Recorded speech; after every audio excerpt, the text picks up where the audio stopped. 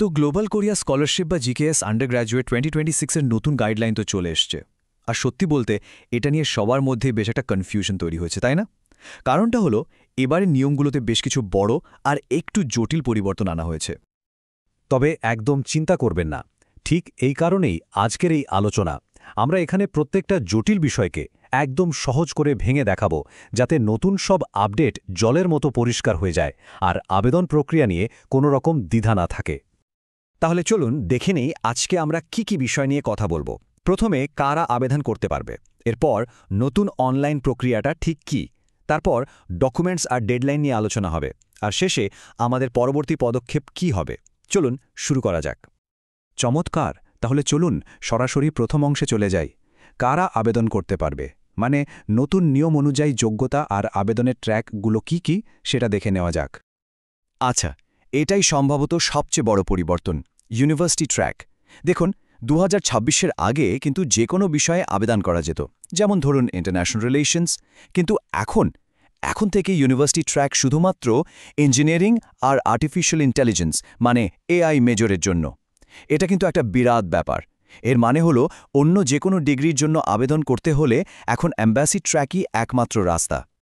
যেহেতু এখন বেশিরভাগ আবেদনকারীকেই অ্যাম্বাসি ট্র্যাকের মাধ্যমে যেতে হবে, চলুন এর অপশনগুলো একটু দেখে নেই। একটা হলো জেনারেল ক্যাটাগরি, যেখানে 3টা ইউনিভার্সিটিতে আবেদন করা যায়, তবে মনে রাখতে হবে এর মধ্যে অন্তত একটাটাই বি হতে হবে, মানে সিওল মেট্রোপলিটন এলাকার বাইরের কোনো বিশ্ববিদ্যালয়। আরেকটা হলো আরজিকেএস বা রিজিওনাল, যেখানে 2টো বিশ্ববিদ্যালয়ে আবেদন করা যায় এবং দুটোই টাইপ বি হতে হবে।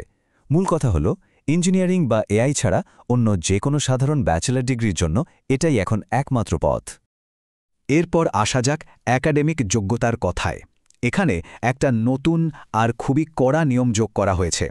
আবেদনকারীর শেষ ডিগ্রিতে মানে হাই স্কুল বা ডিপ্লোমাতে কমপক্ষে 80% নম্বর থাকতেই হবে, একদম কাটায় 80%। আর ওরা এই ব্যাপারে ঠিক কতটা কঠোর ভাবুন তো। যদি স্কোর 69.99% হয়, ওদের দিক থেকে উত্তরটা হবে না, মানে এই নিয়মে কোনো রকম ছাড় বা আলোচনার সুযোগ নেই।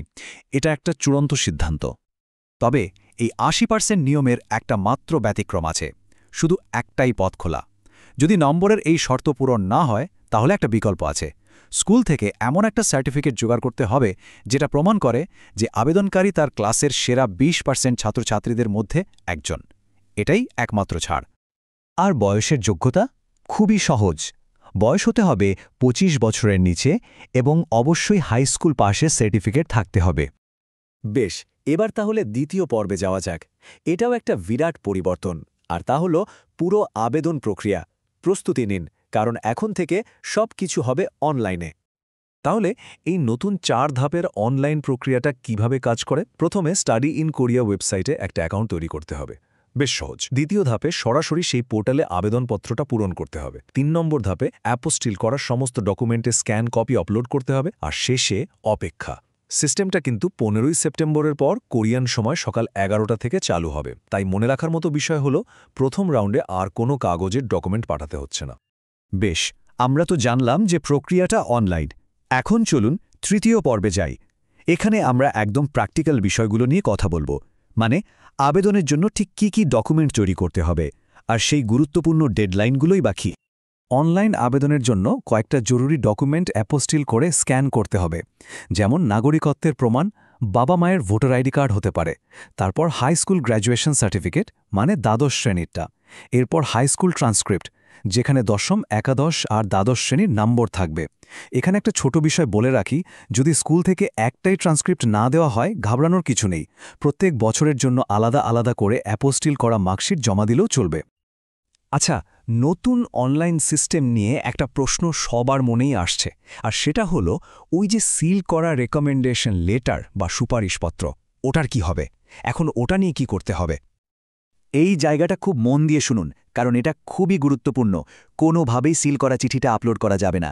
আমি আবার বলছি, সিল করা চিঠি আপলোড করবেন না। প্রথম অনলাইন আবেদনের জন্য শুধুমাত্র ফর্মে আপনার সুপারিশকারীর তথ্য পূরণ করতে হবে এবং তারপর শুধু সেই পাতাটার একটা স্ক্যান কপি আপলোড করতে হবে। ব্যাস, এটুকুই। এই ভুলটা কিন্তু এড়িয়ে চলতে হবে। এবার আসি ডেডলাইনের কথায়। দুটো ট্র্যাকের জন্য আবেদনের শেষ তারিখ কিন্তু আলাদা।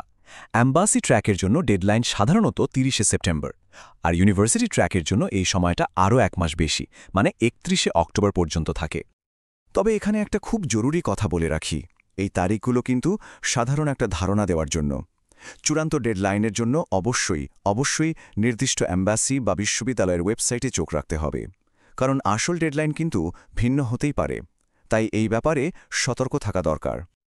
চমৎকার! তাহলে চলুন আলোচনার একদম শেষ পর্বে চলে যাই। জিকেএস আবেদনের প্রস্তুতির জন্য সবচেয়ে গুরুত্বপূর্ণ বিষয়গুলো কি তা আরেকবার এক নজরে দেখে নেওয়া যাক।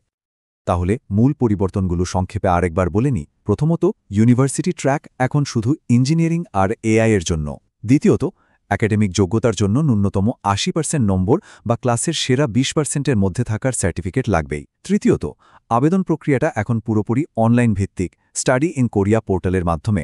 আর চতুর্থত, রেকমেন্ডেশন লেটারের ক্ষেত্রে শুরুতে সিল করা চিঠিটা আপলোড করা যাবে না। তো এই হলো নতুন নিয়মকানুন। এখন যেহেতু বড় পরিবর্তনগুলো আমাদের জানা, আসল প্রশ্নটা হলো এই নতুন চ্যালেঞ্জগুলোর জন্য আমরা কতটা প্রস্তুত। আশা করি আজকের এই আলোচনা প্রস্তুতির পথে সবাইকে অনেকটা এগিয়ে দেবে।